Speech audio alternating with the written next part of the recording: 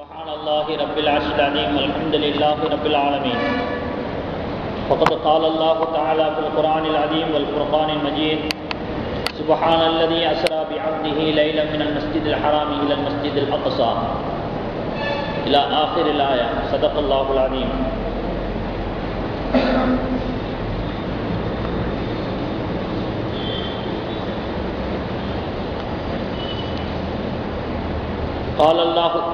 قال نبينا رسول الله صلى الله عليه وسلم: أيكم مثلي إني أبيت يطعمني ربي ويسقيني، أو كما قال عليه الصلاة والسلام. رواه புகாரி. நிறையுடைய வாழ்வளித்து நடுநிலத்தை காப்பதற்கு மறையளித்த இறைவனுக்கே மாபெரும் புகழனைத்தும், சத்திய தூதராம் நபிகள் நாயகம் ஸல்லல்லாஹு அலைஹி வஸல்லம் அவர்களின் மீதும் அவர்களின் வழிவாழ்ந்த சத்திய சஹாபா பெருமக்கள் மீதும் நம் அனைத்து நல்லடியார்கள் மீதும் ஏக வல்லோனின் சாந்தியும் சமாதானமும் என்றென்றும் நின்று நிலவட்டுமாக.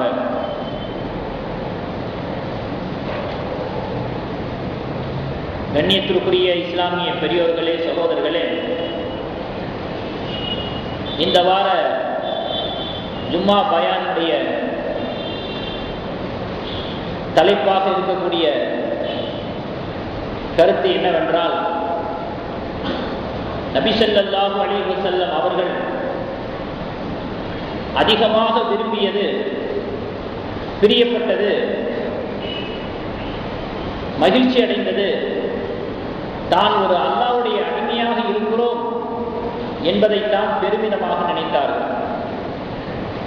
ஆகையினால் அடிமை என்பதற்கு அரபியிலே அபுது என்பதாக சொல்வார்கள். அப்துல்லா, அப்துல் ரஹ்மான் இப்படியாக பேர் வைக்கிறோம் இல்லையா? அந்த அப்துங்கிறது அடிமை என்கிற அர்த்தத்தை தருகிறது. அப்துல்லான்னு சொன்னால் அல்லாவுடைய அடிமை, அப்துல் ரஹ்மான்னா ரஹ்மானுடைய அடிமை, எல்லாம் அல்லாவுடைய பேர் தான். அடிமை என்ற அர்த்தத்தை தரக்கூடிய வார்த்தை தான் அப்து என்பது. அல்லாஹ்வுடைய ஒரு அப்தாக நான் இருக்கிறேன் என்பதை நினைத்து பெருமானார் ஸல்லல்லாஹு அலைஹி வஸல்லம் அவர்கள் மிகவும் பெருமிதம் அடைவார்கள். அதைத்தான் விரும்பினார். அவர்கள் விரும்பி அல்லாஹ்விடத்தில் கேட்டுக்கொண்டது அதுதான், நான் உன்னுடைய அடிமையாக இருக்க விரும்புகிறேன் என்பதாக. அதனால அடிமைத்தனம் என்பது என்ன, நம்மவர்களை கவனித்து அந்த அடிமைத்தனம் என்பது என்ன நிலையிலே இருக்கிறது, நபி ஸல்லல்லாஹு அலைஹி வஸல்லம் அவர்கள் ஆவல் கொண்ட அடிமைத்தனம் என்பது எவ்வாறாக இருந்தது என்பதை பற்றி தான் இப்பொழுது நாம் அறிய இருக்கிறோம். முதலாவதாக ஒரு விஷயத்தை கவனித்துக் கொள்ள வேண்டும். நான் அடிக்கடி சொல்லக்கூடிய ஒரு விஷயம், தீனுடைய விஷயங்களை கேட்பதற்காக வேண்டித்தான் இவ்வளவு துரிதமாக நாம் வந்திருக்கிறோம். வந்ததற்கு பிறகும் கூட ஷைத்தான் நம்மை ஏமாற்றிவிடக்கூடாது, தூக்கத்தை கொடுத்து அல்லது வேறு எதற்காலாவது சிந்தனையை செலுத்தி வந்த நோக்கத்தை ஷைத்தான் சிதறடித்து ஏமாற்றிவிடக்கூடாது என்பதை நினைவில் வைத்துக் கொள்ளுங்கள். அல்லாஹ்விடத்திலே இரண்டு குணங்கள் இருக்கிறது, இரண்டு பண்புகள் இருக்கிறது. அதுதான் அல்லாஹ்விடத்தில் இருக்கக்கூடிய மிக உயர்தரமான பண்புகள். என்ன அப்படின்னு சொன்னா, அல் கிப்ரியா. அல் கிப்ரியா என்று சொன்னால் பெருமை. இது அல்லாஹ்விடத்தில் இருக்கக்கூடிய பண்புகள்ல மிக உயர்ந்த பண்பு. இரண்டாவது வல் அஸீமத்து, பெரும் மதிப்பு. மதிப்பு, கண்ணியம், மரியாதை எப்படி வேண்டாலும் சொல்லலாம். ஆக தற்பெருமை, பெரும் மதிப்பு, இது அல்லாஹ்விடத்தில் இருக்கக்கூடிய மிக உயர்ந்த குணங்களாக, பண்புகளாக இருக்கிறது.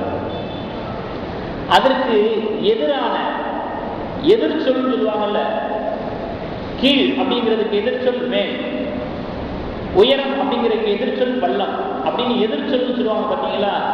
இந்த இரண்டுக்கு எதிராக இருக்கக்கூடிய பண்புகள் எது? பெருமை என்று சொல்லக்கூடிய இடத்துல எதிர்ப்பதமாக இருப்பது அப்து, அடிமைத்தனம் என்பது.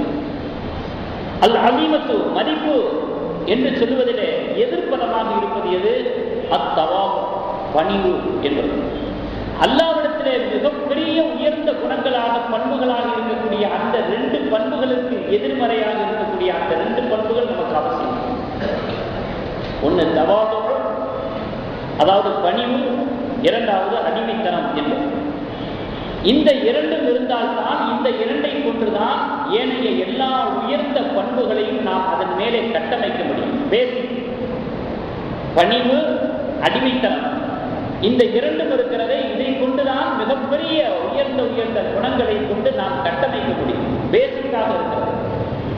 இந்த இரண்டும் ஒரு மனிதனுடைய அகத்துக்குள் வந்துவிட வேண்டும், உள்ளத்தினில் குடிபெயர்ந்து விட வேண்டும் என்பதற்காக வேண்டித்தான் நபிமார்கள் அனுப்பப்பட்டார். குறிப்பா பெருமானார் ஸல்லல்லாஹு அலைஹி வஸல்லம் அவர்களுடைய முழு உழைப்பினுடைய நோக்கம், இலக்கு ஒவ்வொரு மனிதனுடைய உள்ளத்திலே இது வர வேண்டும். பணிவு, தான் ஒரு அடிமை என்கிற சிந்தனை, இந்த இரண்டும் உள்ளத்திலே வர வேண்டும் என்பதற்காக வேண்டித்தான் அயராது உழைத்தார். உழைப்பினுடைய நோக்கம் அதுவாக இருந்துச்சு. அது மட்டுமல்ல, இந்த இரண்டையும் நபி ஸல்லல்லாஹு அலைஹி வஸல்லம் அவர்களுக்கு கொடுத்து அல்லாஹ் அழகு பார்த்தார். பெருமானார் ஸல்லல்லாஹு அலைஹி வஸல்லம் அவர்களுக்கு இந்த இரண்டு பண்புகள், பணிவு, அத்தியத் என்று சொல்லக்கூடிய அடிமைத்துவம், இந்த இரண்டையும் நபிக்கு அல்லாஹ் தஆலா உள்ளடக்கி அவர்களுக்குள் வழங்கி அழகு பார்த்தான் அல்லாஹ் தஆலா. அதை சில திருவசனங்களின் மூலமாக நாம் அறியலாம்.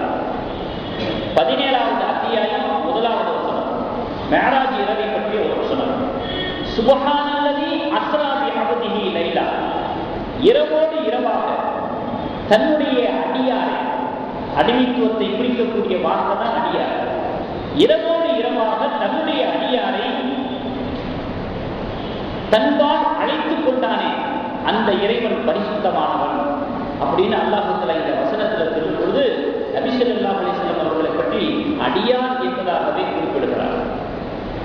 2வது வசனத்தை பாருங்க, 72வது அத்தியாயம் 19வது வசனத்துல, லம்மா காம அப்துல்லாஹி யதுஹு காது யகூனுன அலைஹி லிபதா, நபி அவர்கள் நின்றவர்களாக அல்லாஹ்வை அழைத்த பொழுது, அப்படின்னா என்ன, தொழுகையில் நின்று குர்ஆன் ஓதுறாங்க, நின்றவர்களாக அல்லாஹ்வை அழைக்கக்கூடிய அந்த சமயத்திலே கூட்டம் கூட்டமாக ஜின்களை அவர்களுக்கு அருகிலே வரவழைத்தான். அந்த குர்ஆனுடைய சத்தத்தை கேட்கிறதுக்காக வேண்டி ஜின்கள் கூட்டம் கூட்டமாக நபி ஸல்லல்லாஹு அலைஹி வஸல்லம் அவர்கள் ஓதுவதை கேட்பதற்காக நெருங்கி வந்தது என்கிற ஒரு செய்தியை அல்லாஹ் தஆலா இந்த வசனத்திலே சொல்லுகிறான். அப்பொழுதும் லம்மா காம அப்துல்லா, நபி ஸல்லல்லாஹு அலைஹி வஸல்லம் அவர்களை பற்றி சொல்லும் பொழுது அல்லாஹ்வுடைய அடியார் என்பதாகத்தான் சொல்றான். 3வது வசனம் பாருங்க, நிறைய வசனங்கள் இருக்கிறது, உதாரணத்துக்கு 3 வசனங்கள் மட்டும் எடுத்து சொல்றது. தபாரக்கல்லதி நஸ்ஸலல் குர்ஆன அலா அப்திஹி லியகூன லில் ஆலமீன நதீரா, அகிலத்தார்கள் அனைவர்களையும் அச்சமூட்டி எச்சரிக்கை செய்வதற்காக சத்தியத்தையும் அசத்தியத்தையும் பிரித்து காட்டக்கூடிய இந்த வேதத்தை தன்னுடைய அடியாரின் மீது இறக்கி வைத்தானே, அந்த ரப்பு மகத்தானவன் அப்படிங்கிற ஒரு விஷயத்தை சொல்றதுக்கு, நபி ஸல்லல்லாஹு அலைஹி வஸல்லம் அவர்களை குறிப்பதற்கு இங்கே அப்து என்கிற வார்த்தை, தன்னுடைய அடியான் என்கிற வார்த்தையை அல்லாஹ் பயன்படுத்துகிறான். இப்படி நிறைய ஆயத்துக்கள் இருக்கிறது. இந்த அடிமைத்துவம், பணிவு, 2 உயர்ந்த குணங்களை நபி ஸல்லல்லாஹு அலைஹி வஸல்லம் அவர்களுக்கு அல்லாஹ் தஆலா கொடுத்த அழகு பார்த்தா அப்படிங்கிறதுக்கான ஆதாரங்கள் தான் இந்த வசனங்கள்.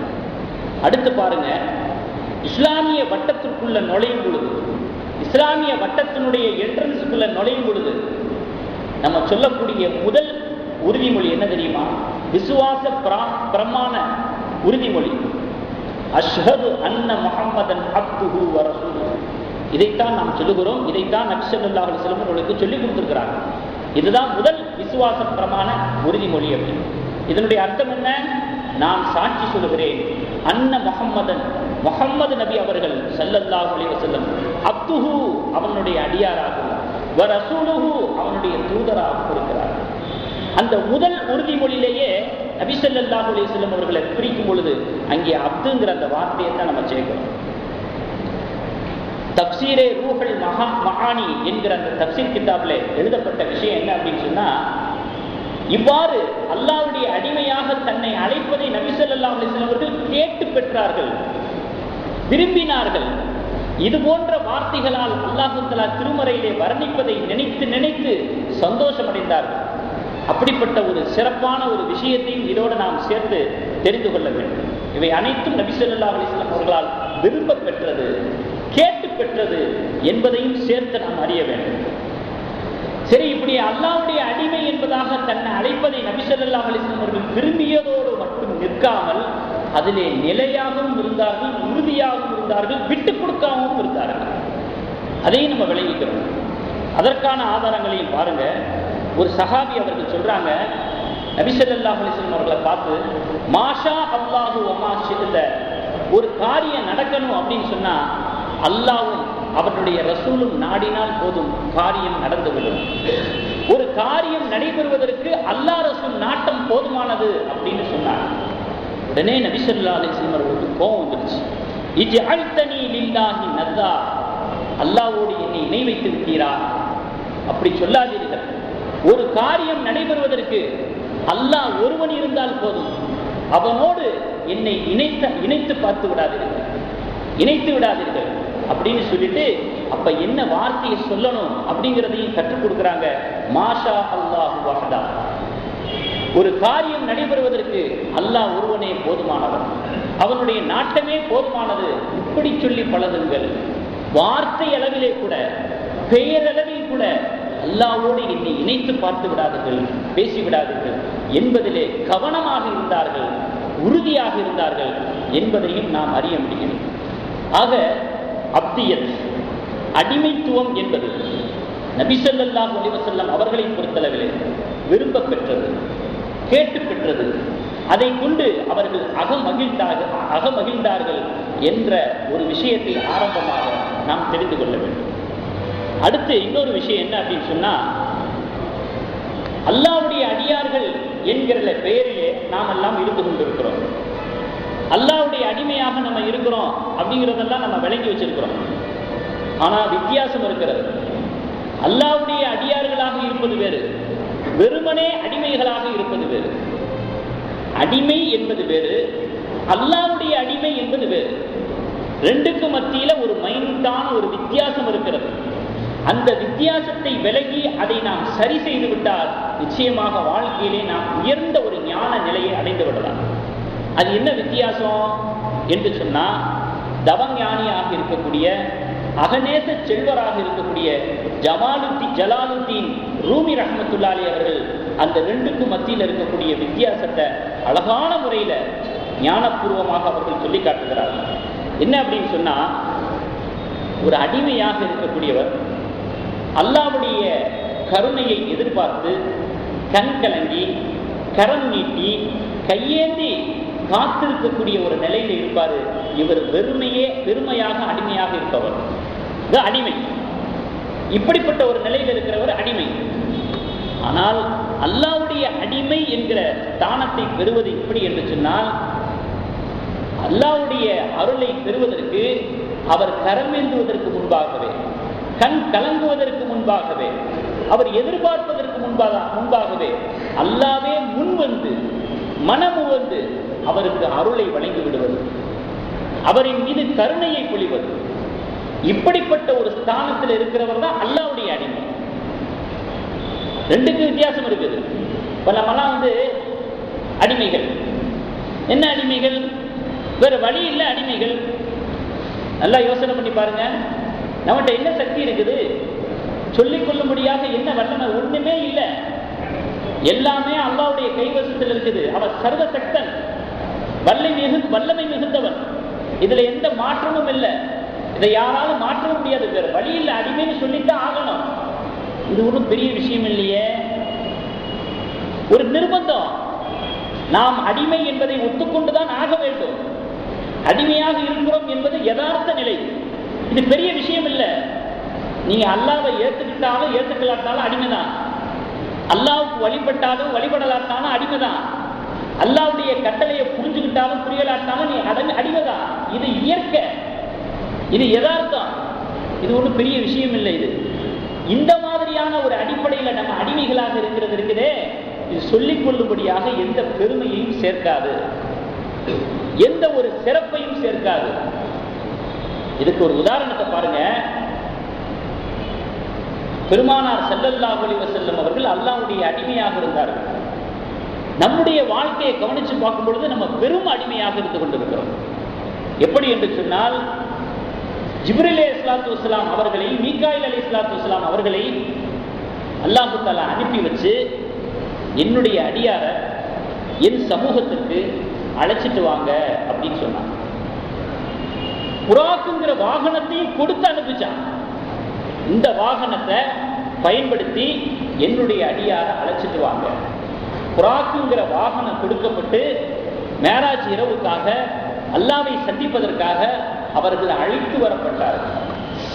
நபி ஸல்லல்லாஹு அலைஹி வஸல்லம் அவர்கள் மேராஜுக்கு போனது அவங்களா ஆரம்பிக்கல. அந்த போவது என்கிற செயல் அவர்களிடமிருந்து ஆரம்பிக்கல. அல்லாஹ் தஆலா அழைச்சான். அவனுடைய அழைப்புக்கு பிறகு அவர்கள் புனித யாத்திரை மேற்கொள்கிறார்கள். ரெண்டுக்கு வித்தியாசம் இருக்குது. போவது என்பது வேறு, அழைத்து போவது என்பது வேறு. அதுக்கு நம்ம விளங்கணும் அப்படின்னு சொன்னா, கல்யாணத்துக்கு எல்லாரும் தான் போறாங்க, அழைச்சவங்களும் போறாங்க, அழைக்காதவங்களும் போறாங்க. ரெண்டு பேரும் சமமாயிட முடியுமா? நம்முடைய பார்வையில, நம்முடைய மேலோட்டமான சிந்தனையில இவரும் போறாரு அவரும் போறாரு அப்படின்னு தான் நம்ம விளங்குவோம். ஆனா உள்ள மறைந்திருக்கிறது என்ன அப்படின்னு சொன்னா, இவர் அழையா விருந்தாளியா போறாரு, இவர் அழைச்சிட்டு போறாரு. ரெண்டுக்கும் மிகப்பெரிய ஒரு வித்தியாசம் இருக்குது. ஏன் ஒரு கல்யாணத்துக்கு நமக்கு சொல்றாங்க, ரிஜிஸ்டர் போஸ்ட்ல பத்திரிகை அனுப்பிச்சு வைக்கிறாங்க. இன்னொருத்தருக்கு நேர்ல வந்து கூப்பிடுறாங்க, திருமணத்துல நீங்க கலந்து கொண்டே ஆகணும் அப்படின்னு வீடு தேடி வந்து பத்திரிக்கை வச்சு வாங்கன்னு நேரடியா வந்து அழைக்கிறாங்க. இன்னொருத்தருக்கு ரிஜிஸ்டர் போஸ்ட்ல அனுப்பிச்சு வைக்கிறாங்க. நிச்சயமா ரெண்டுக்கும் வித்தியாசம் இருக்கும். அதே மாதிரி நம்ம கொடுக்கிற ரெஸ்பான்ஸுக்கும் வித்தியாசம் இருக்கும். அந்த மாதிரியான ஒரு அழைப்புக்கு. அதே மாதிரி இங்க அழைப்புக்கு பிறகு நபி ஸல்லல்லாஹு அலைஹி வஸல்லம் அவர்கள் போனாங்க. அதனால அவங்க அழைக்கப்பட்டவர்களாகவும் இருக்கிறார்கள், அல்லாஹ்வால் எதிர்பார்க்கப்பட்டவர்களாகவும் இருந்தார்கள். அழைச்சதுக்கு பிறகு அல்லாஹ் எதிர்பார்ப்பானா இல்லையா வருவாங்கன்னு? இப்ப அழைக்கப்பட்டவர்கள், அதற்கு பிறகு எதிர்பார்க்கப்பட்டவர்கள், இப்படிப்பட்ட ஒரு நிலை பெருமானார் ஸல்லல்லாஹு அலைஹி வஸல்லம் அவர்களுக்கு இருந்துச்சு. அதனாலதான் அல்லாஹ் தஆலா 2வது அத்தியாயம் 152வது வசனத்துல சொல்றான், ஃபதுகுரூனி அதுகுருக்கும், என்னை நீங்கள் நினைவு கூறுங்கள், உங்களை நான் நினைவு கூறுகிறேன். வஷ்குரூனி வலா தக்ஃபுரூன், எனக்கு நீங்கள் நன்றி செலுத்துங்கள், என்னை நிராகரித்து விடாதீர்கள், நிராகரிப்பாளர்களாக ஆகிவிடாதீர்கள் என்று அல்லாஹ் தஆலா தெளிவாக சொல்லுகிறான். ஆகவே அல்லாஹ்வுடைய அடியார்களாக நாம் இருக்க முயற்சிக்க வேண்டும். அதற்கான ஆயத்தங்களை செய்து கொள்ள வேண்டும். வெறுமையான அடிமையாக இருக்கிறதுல எந்த சிறப்பும் இல்லை. அப்ப அல்லாஹ்வுடைய அடிமையாக நாம் ஆக வேண்டும் என்பதற்காக வேண்டித்தான் இபாதத், அதற்காக வேண்டித்தான் நற்கர்மங்களை செய்யும்படியாக ஏவப்படுகிறது. தொழும்படியாக, நோன்பு வைக்கும்படியாக, ஹஜ் செய்யும்படியாக, ஜகாத் கொடுக்கும்படியாக, அல்லாஹ் ரசூல் விரும்பிய வாழ்க்கையை வாழும்படியாக ஏன் கட்டளையிடப்படுகிறது, ஏன் ஏவப்படுகிறது? நாம் உண்மையான அல்லாஹ்வுடைய அடிமைகளாக இருக்க வேண்டும், அடியார்களாக இருக்க வேண்டும். வெறுமனே அடிமை அப்படின்னு சொல்லிக்கிறதுல எந்த அர்த்தமும் இல்லை. அதுல எல்லாரும் தான் வருவாங்க, யாரு தான் வரமாட்டா? அல்லாஹ்வை எதிர்த்து யாரும் எதுவும் பேச முடியுமா? அல்லாஹ்வுக்கு எதிர்த்து யாரும் தன்னுடைய செயல்பாட்டை முன்னிறுத்த முடியுமா? வேற வழி இல்லை, நிர்பந்தம். அடிமை என்பது யதார்த்தம்.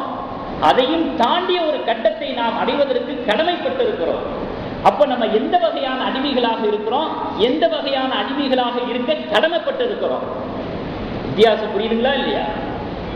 நம்மளுடைய வாழ்க்கையை கவனிச்சு பார்க்கும் பொழுது, குர்ஆன் ஹதீஸை விட்டும் விலகிய வாழ்க்கை, மறந்த வாழ்க்கை, பொடுபோக்காக நினைக்கக்கூடிய வாழ்க்கை, ஏனோதானோ என்கிற ஒரு வாழ்க்கை, இஸ்லாமிய வாடையற்ற வாசனையற்ற வாழ்க்கையை வச்சு பார்க்கும் பொழுது நாம் அல்லாஹ்வுடைய அடிமைகளாக இருக்கிறோம்னா எந்த வகையில் அடிமைகளாக இருக்கிறோம்? எந்த வகையான அடிமைகளாக இருப்பதை நபி ஸல்லல்லாஹு அலைஹி வஸல்லம் அவர்கள் விரும்பினாங்க. இந்த மாதிரியான ஒரு அடிமைத்துவத்தை விரும்பி இருப்பாங்களா? நம்முடைய வாழ்க்கையை போன்ற ஒரு அடிமைத்துவத்தை நபி ஸல்லல்லாஹு அலைஹி வஸல்லம் அவர்கள் நேசிச்சிருப்பாங்களா? தான் ஒரு அல்லாஹ்வுடைய அடிமையாக இருப்பதையே விரும்புகிறேன், அதையே பெருமிதமாக கருதுகிறேன் என்று நபி ஸல்லல்லாஹு அலைஹி வஸல்லம் அவர்கள் சொல்லி இருக்கிறாங்களே, அந்த அடிமைத்துவம் எது? அந்த அடிமைத்தனமான வாழ்க்கை நிலை எது என்பதை அணுவாக புரிந்து விளங்கி அதன் அடிப்படையிலே தன்னுடைய வாழ்க்கையை கட்டமைத்துக் கொள்வதற்கிறதே, அதுதான் உண்மையிலேயே அல்லாஹ் எதிர்பார்க்கக்கூடிய அடிமைத்துவமாக இருக்கிறது. அப்படிப்பட்ட ஒரு நிலையை அடைந்ததற்கு பிறகு அந்த ஒரு வாழ்க்கையை வாழக்கூடிய மனிதன் தான் அல்லாஹ்வுடைய அடியானாக இருக்கிறார். அப்படிப்பட்ட சமுதாயம் தான் அல்லாஹ்வுடைய அடிமைகளாக இருக்கிறார்கள் என்பதை நாம் விளங்கிக் கொள்ள வேண்டும். அடுத்து நபி ஸல்லல்லாஹு அலைஹி வஸல்லம் அவர்களுக்கு அல்லாஹ் தஆலா 2 சக்திகளை கொடுத்தார்.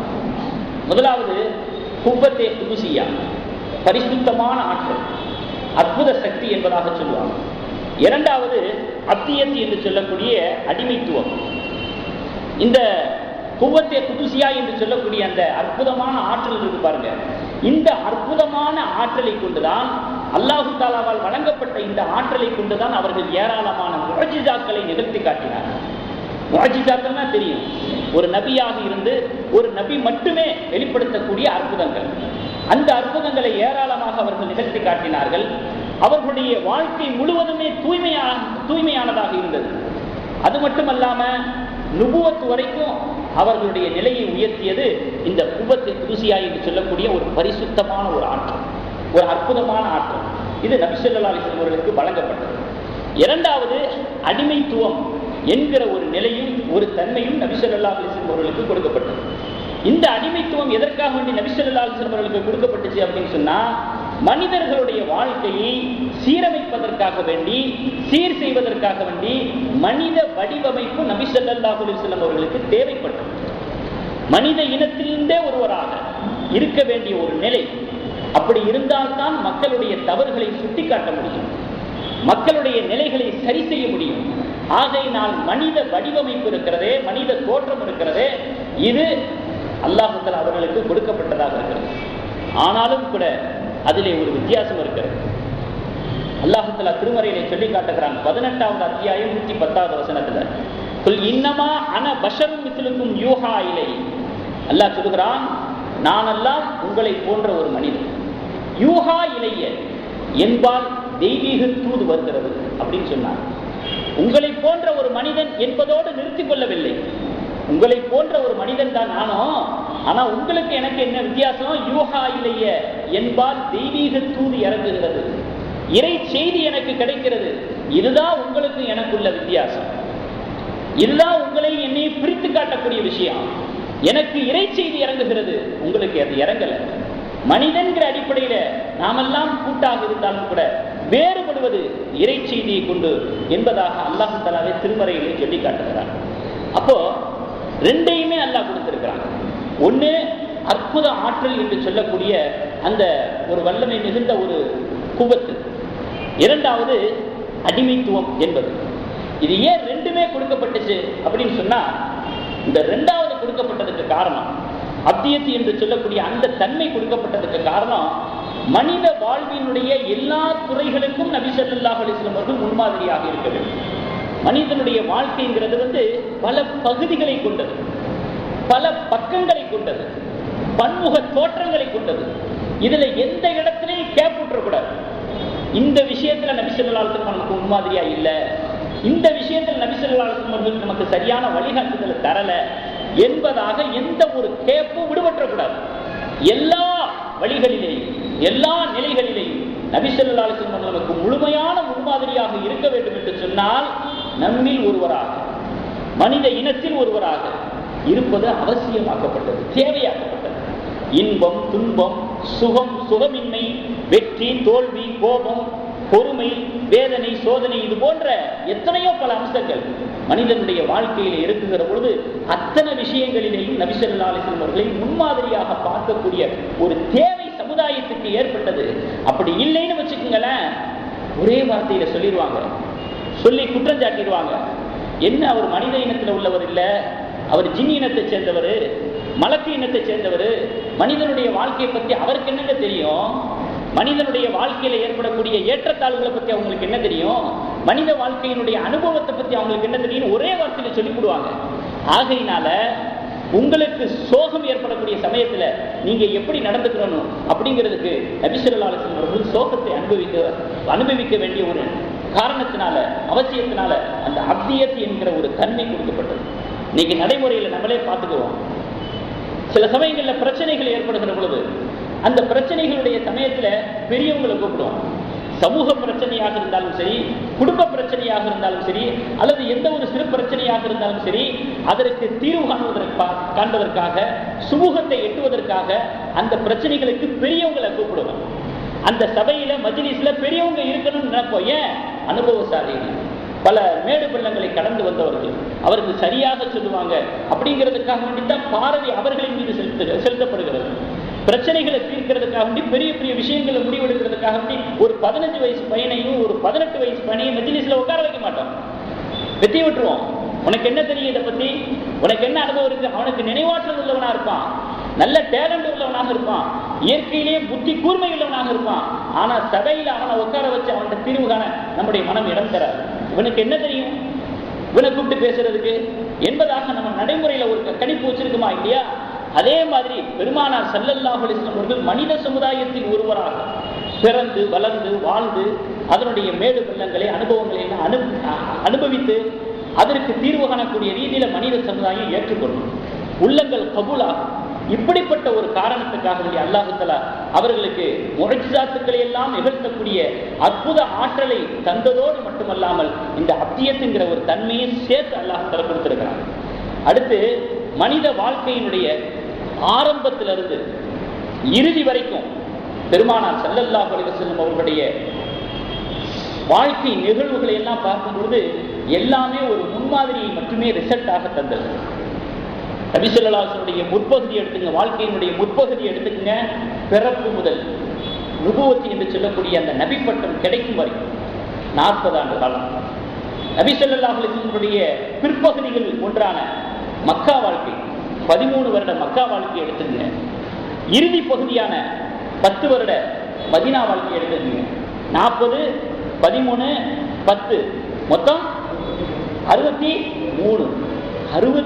வருட வாழ்க்கையில நபி ஸல்லல்லாஹு அலைஹி வஸல்லம் அவருடைய வாழ்க்கை அந்த திறந்த புத்தகமா இருந்துச்சு, திறந்த பெட்டகமா இருந்துச்சு. வரி வரியா பாருங்க, பக்கம் பக்கமா பாருங்க, எவ்வளவு அழகிய முன்மாதிரிகள், வழிகாட்டுதல்கள். அல்லாஹ் தஆலா திருமறையிலே சொல்லி காட்டுகிறான். 10வது அத்தியாயம் 16வது வசனத்துல, வகத் லபிஸ்து ஃபீக்கும் உம்ரன் மின் கப்லிஹி அஃபலா தஅகிலூன். ஆரம்பகால தாவா பணி சமயத்திலே, இஸ்லாம் தோன்றிய ஆரம்ப காலகட்டத்திலே அல்லாஹ் தஆலா இறக்கிய வசனம் இது. இந்த வசனத்தில் அல்லாஹ் தஆலா சொல்றான், அதை நபி ஸல்லல்லாஹு அலைஹி வஸல்லம் ஓதி காட்டுறாங்க. நான் இதற்கு முன்பாக இப்ப என்னுடைய சித்தாந்தத்தை ஏற்க மறுக்கிறீர்கள், இறை கொள்கையை ஏற்க மறுக்கிறீர்கள்.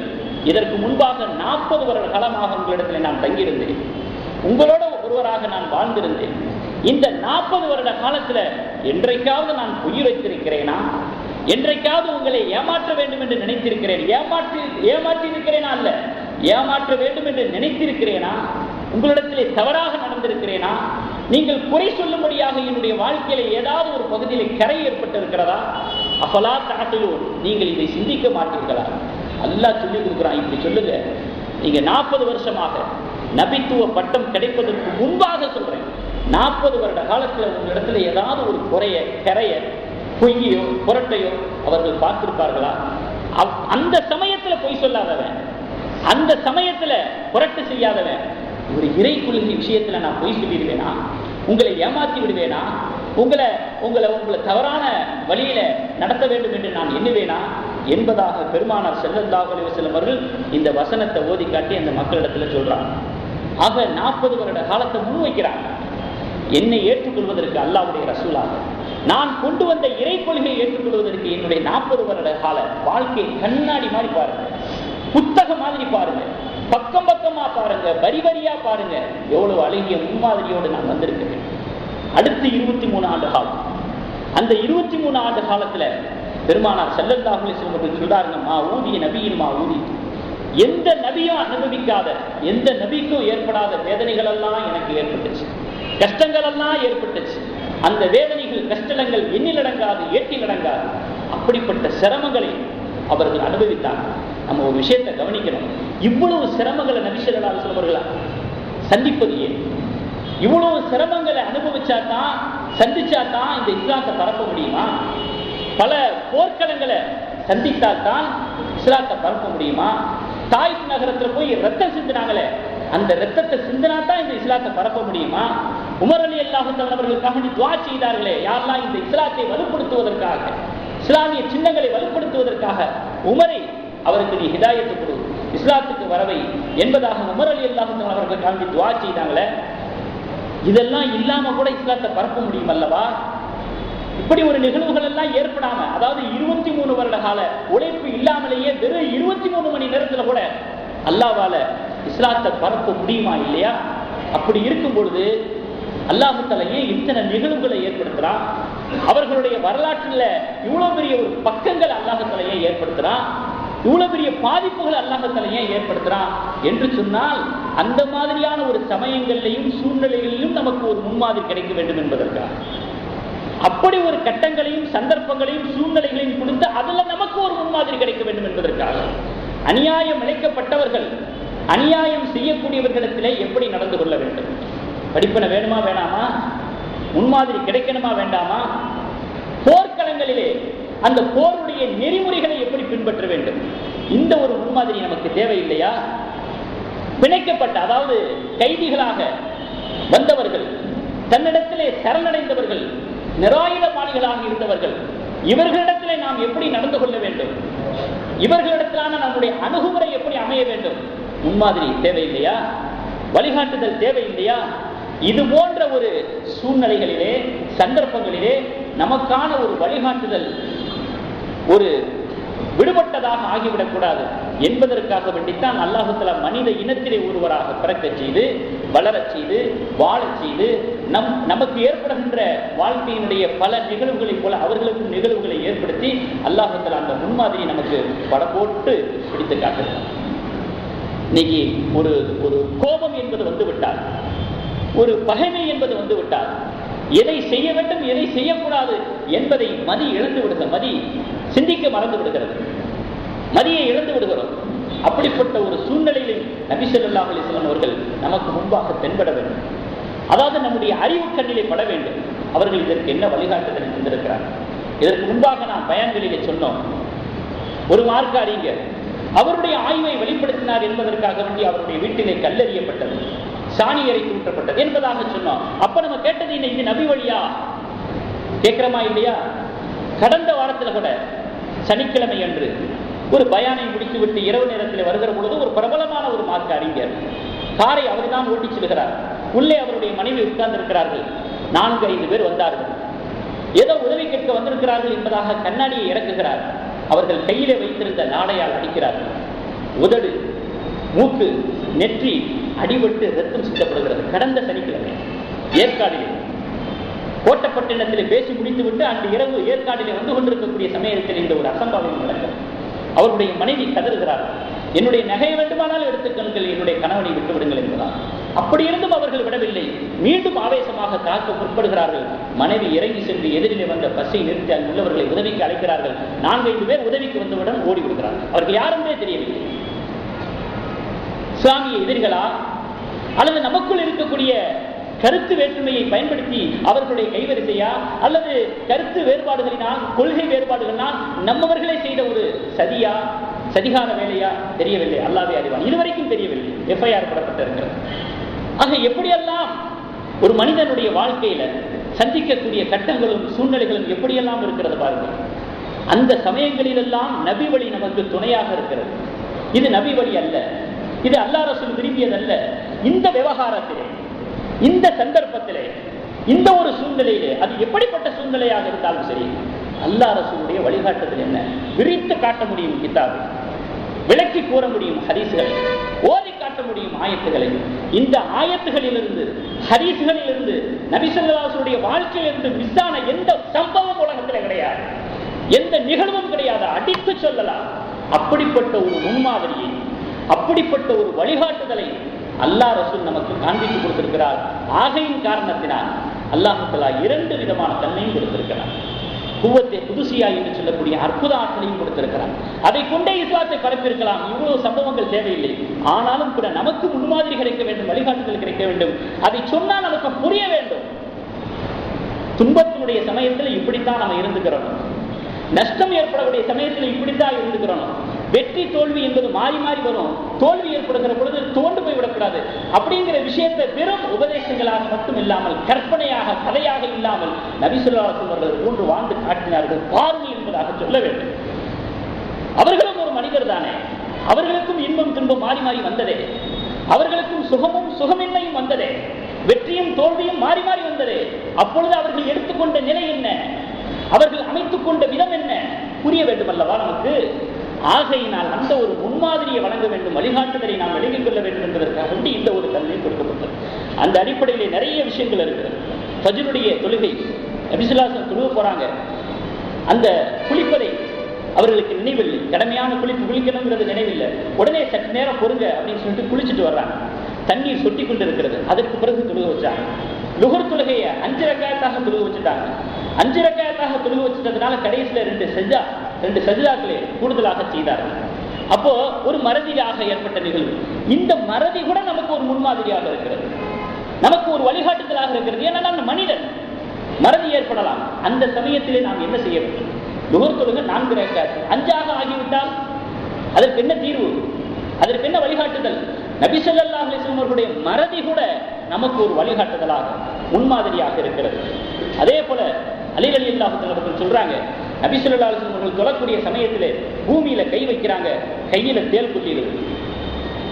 கையில தேள் கொட்டவுடனே நபி ஸல்லல்லாஹு அலைஹி வஸல்லம் அவர்கள் தன்னுடைய காலணியால அந்த தேளை அடிச்சிடுறாங்க.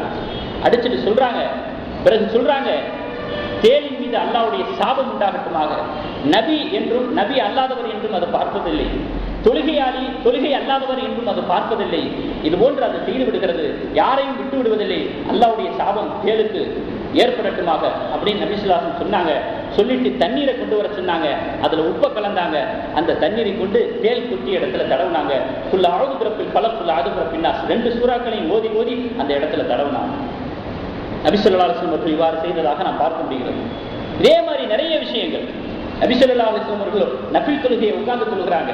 ஒரு சஹாபி வர்றாங்க, யா ரசூலல்லாஹ், நஃபிலுடைய தொழுகையை பொறுத்தளவுல நின்று தொழக்கூடியவருக்கு எவ்வளவு கூலி கொடுக்கப்படுமோ அதுல பாதிதான் உட்கார்ந்து தொழக்கூடியவருக்கு கொடுக்கப்படும் சொன்னீங்களே, இப்ப நீங்க உட்கார்ந்து கொண்டு நஃபில் தொழுகிறீங்களே அப்படின்னு நபி ஸல்லல்லாஹு அலைஹி வஸல்லம் தலையின் மீது கை வைத்து கனிவாக கேட்டார், மென்மையாக கேட்டார். இப்ப நபி ஸல்லல்லாஹு அலைஹி வஸல்லம் அவர்கள் அதற்கு பதில் சொன்னாங்க. என்ன அப்படின்னு சொன்னா, நம்முடைய அசைவுகளில் ஏற்படக்கூடிய ஏற்றத்தாழ்வு கூடுதல் குறையை வச்சு நமக்கு கூலி வழங்கப்படுகிறது இல்லை. அல்லாஹ்வுடைய பார்வையில ஒருத்தர் எந்த அந்தஸ்தில் இருக்கிறாரு அப்படிங்கிறத கவனிச்சுதான் கூலி கொடுக்கப்படுகிறது. என்னுடைய அந்தஸ்தும் உங்களுடைய அந்தஸ்தும் ஒன்றா என்று நபி ஸல்லல்லாஹு அலைஹி வஸல்லம் கேட்டார். இங்க அசைவுகளுடைய கூடுதல் குறைவை பார்த்து நம்ம நன்மையினுடைய அளவை கூலியினுடைய அளவை நம்ம எடை போட முடியாது.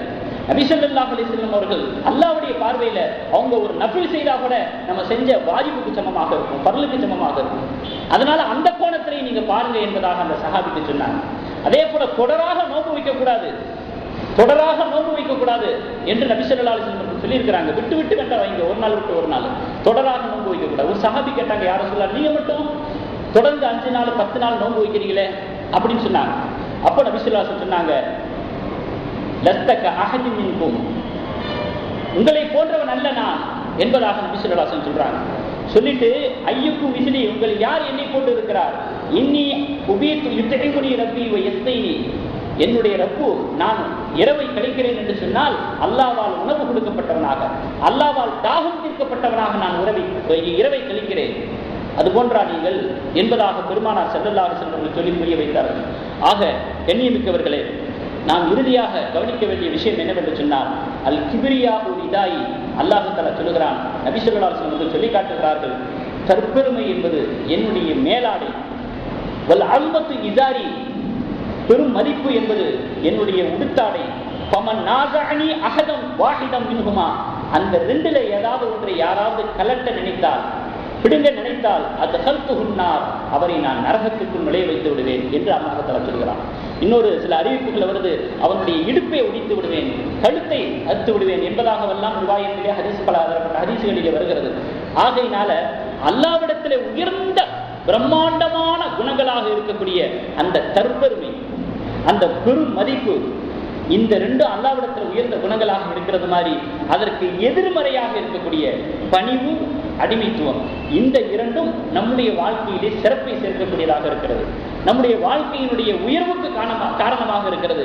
ஆகையினாலே எவ்வளவு பெரிய இபாதத்துக்களை செய்தாலும், எவ்வளவு பெரிய தான தர்மங்களை செய்தாலும், எவ்வளவுதான் நற்கர்மங்களில் நாம் முன்னணியில் உள்ளவராக இருந்தாலும் பணிவு என்பது நம்முடைய வாழ்க்கையில் அகலக்கூடாது. அதே போன்று நாம் ஒரு அல்லாஹ்வுடைய அடிமையாக இருக்கிறோம், அல்லாஹ்வுடைய கட்டளைக்கு கட்டுப்பட கடமைப்பட்டவனாக இருக்கிறோம் என்கிற சிந்தனை, என்கிற அந்த உணர்வு நம்முடைய உடலோடு ஊடுருவி இருக்க வேண்டும், நம்முடைய ஆன்மாவோடு ஊடுருவி இருக்க வேண்டும். அந்த அடிமைத்துவம் என்கிற அந்த சிந்தனை, பணிவு என்கிற அந்த சிந்தனை, அதுதான் இதர பல உயர்ந்த குணங்களை இழுத்து கொண்டு வரக்கூடியதாக இருக்கிறது. இந்த ரெண்டும் பேசிக்காக இருக்கிறது. பணிவு என்பதும் தான் அல்லாஹ்வுடைய அடிமை என்கிற அந்த சிந்தனையும் அந்த ரெண்டு பேசிக்காக இருக்கிறது இதர பல நற்குணங்களை கட்டமைப்பதற்கு. ஆகையினால் அந்த அடிப்படையில் நபி ஸல்லல்லாஹு அலைஹி வஸல்லம் அவர்கள் எந்த அடிமைத்துவத்தை விரும்பினார்களோ, எந்த வகையிலே எந்த அடிப்படையிலே அல்லாஹ்வுடைய அடிமையாக தான் இருப்பதை விரும்பினார்களோ அந்த அடிமைத்துவம் உள்ளவர்களாக, அந்த அல்லாஹ்வுடைய அடிமைகளாக நாம் இருக்க ஆசைப்பட வேண்டும், ஆர்வப்பட வேண்டும், அமல்களை கொண்டு முயற்சிக்க வேண்டும். அப்படிப்பட்ட இறையடியார்களாக, அல்லாஹ்வுடைய அடிமைகளாக நாம் அனைவரும் ஆகுவதற்கு வல்ல ரஹ்மான் கிருபை செய்வானாக. வாஹிர் தாவானா அல்ஹம்துலில்லாஹி ரப்பில் ஆலமீன்.